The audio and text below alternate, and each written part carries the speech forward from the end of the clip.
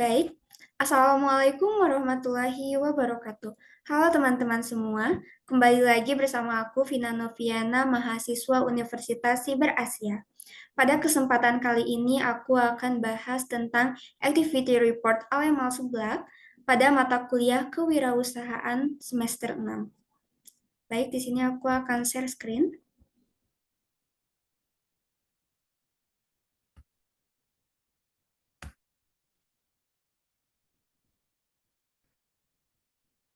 Baik, sudah muncul.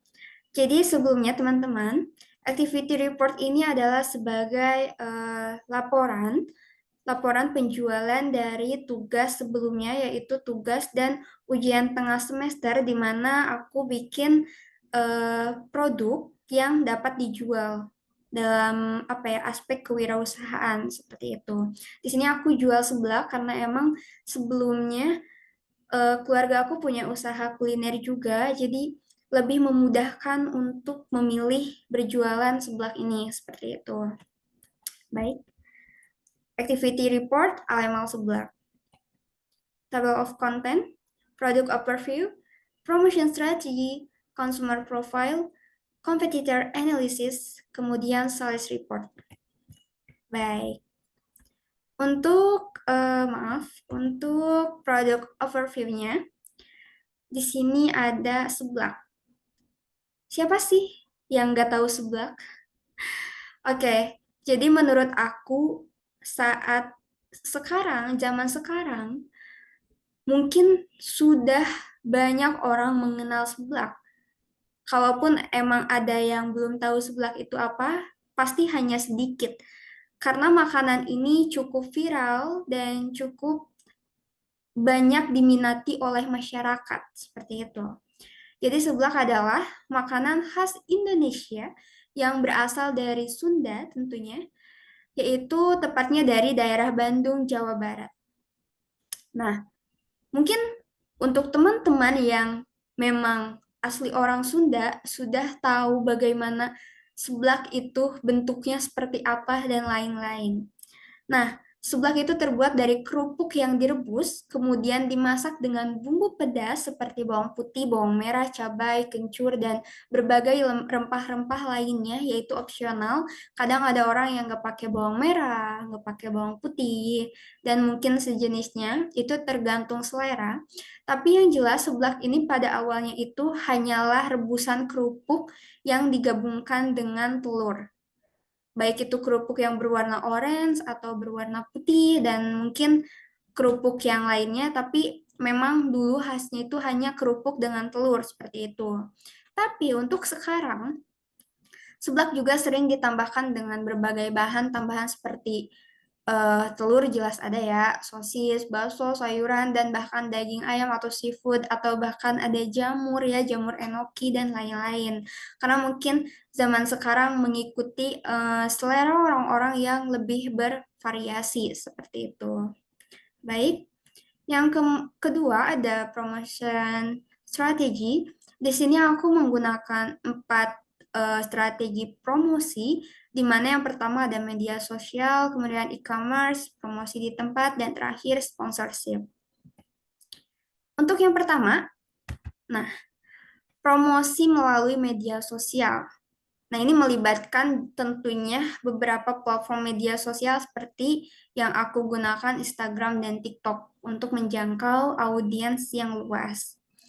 Nah, konten visual yang menarik itu menjadi fokus utama aku dalam promosi, seperti foto dan video seblak yang menggugah selera, kemudian interaksi aktif dengan pengikut baik itu melalui kolom komentar, kemudian DM, chat Instagram atau TikTok, kemudian mungkin melalui Q&A yang dilakukan lewat story Instagram seperti itu. Selain itu aku juga menggunakan hashtag populer supaya seblak atau produk yang aku buat ini lebih dikenal oleh orang lain. Dan mungkin selanjutnya aku akan menggunakan iklan jika sudah memungkinkan seperti itu. Kemudian promosi di tempat. Nah, promosi di tempat itu jelas berfokus pada lokasi. di mana aku menarik perhatian pelanggan secara langsung di lokasi penjualan seperti di gerai seblaknya itu sendiri. Karena memang sebelumnya aku punya, maksudnya keluarga aku punya usaha seblak, jadi ini memudahkan aku untuk menghitung atau apa ya, menganalisis ketika aku berbaur mengerjakan ini semua seperti itu. Nah, strategi ini mencakup pemasangan banner atau spanduk menarik, memberikan sampel gratis, serta menawarkan penawaran spesial untuk meningkatkan daya tarik juga dekorasi yang menarik terutama di kalangan anak muda di kota besar. Jadi saat ini aku berada di Tangerang dan kemudian aku sudah membuat semuanya yang tadi aku sebutkan sebagai bentuk promosi di tempat dan alhamdulillahnya memang selain pelanggan yang sebelumnya, banyak juga pelanggan yang tertarik, terutama anak-anak sekolahan atau anak-anak kuliah dan orang-orang yang bekerja di tempat sekitaran gerai seblak ini, karena memang lokasinya cukup strategis seperti itu.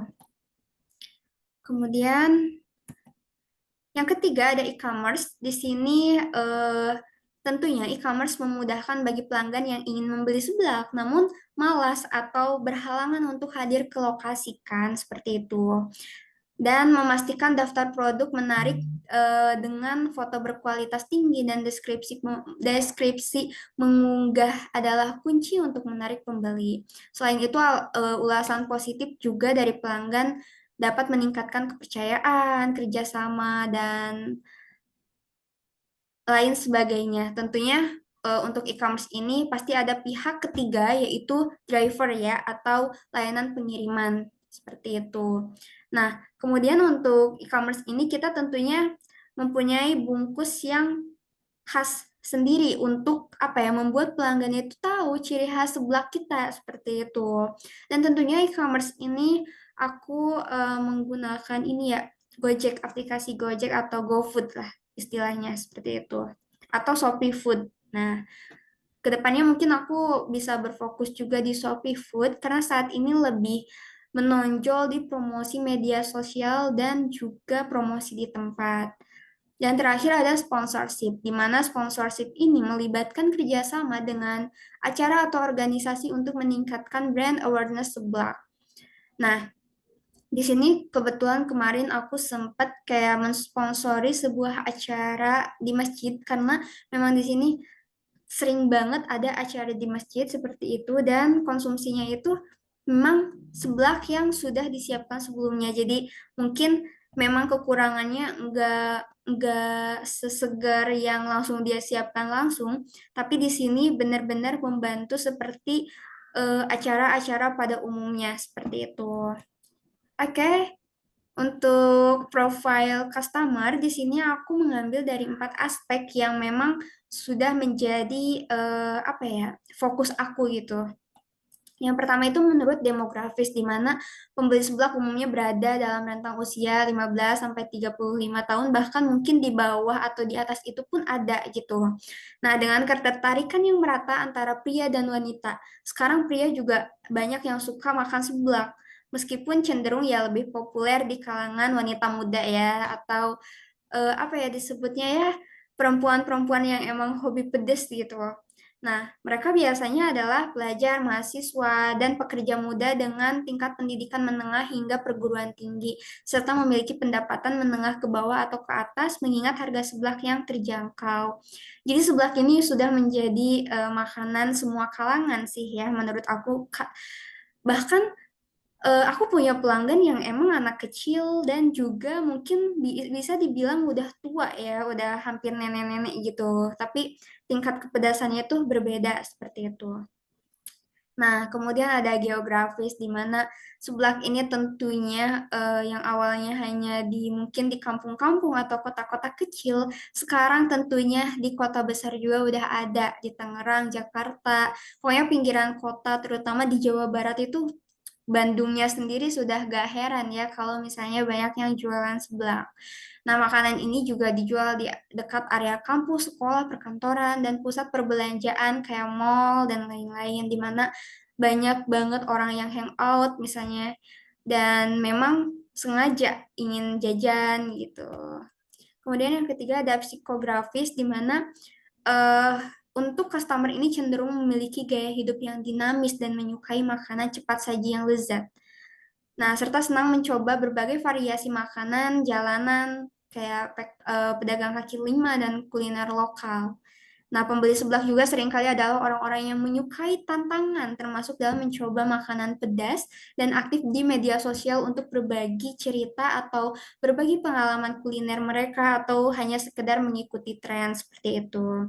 Kemudian yang keempat ada perilaku pembelian, di mana konsumen tertarik pada seblak karena ada rasanya yang pedas dan unik, serta harganya yang terjangkau. Nah, kemudian juga sering membeli seblak untuk cemilan, makan siang, atau makan malam. Karena sekarang tuh ada kerupuk seblak yang kering. Kayak cuman kerupuk tapi di bumbu pedas kering itu disebutnya seblak kering, seperti itu. Atau bahkan juga ada yang bentuk kemasan yang memang diawetkan dan bisa direbus gitu. Maksudnya diawetkan ya bertahan lama gitu bumbunya seperti itu. Kemudian mereka cenderung membeli seblak secara rutin terutama pelajar dan pekerja yang mencari makanan cepat dan lezat. Nah, serta menunjukkan loyalitas tinggi dengan sering ke tempat yang sama jika puas dan merekomendasikan tempat seblak favoritnya kepada teman-teman. Nah, jadi di sini juga memang fakta, banyak sekali orang yang sudah mencicipi seblak dan merasa cocok, akhirnya dia ngasih tahu nih ke teman-temannya bahwa di sini ada seblak enak dan itu tentunya menarik pelanggan sebagai profile customer yang baru gitu. Customer yang baru.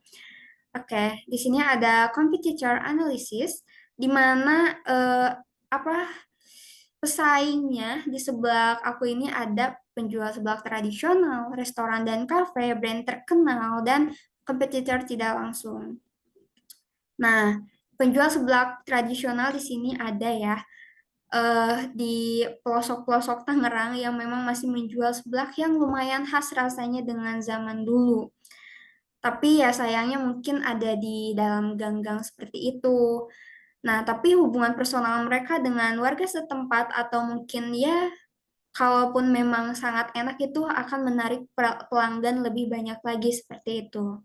Kemudian tentunya restoran dan kafe yang menyajikan seblak. Nah, ini cenderung menargetkan pasar yang lebih luas termasuk keluarga dan kelompok yang mencari tempat makan yang nyaman.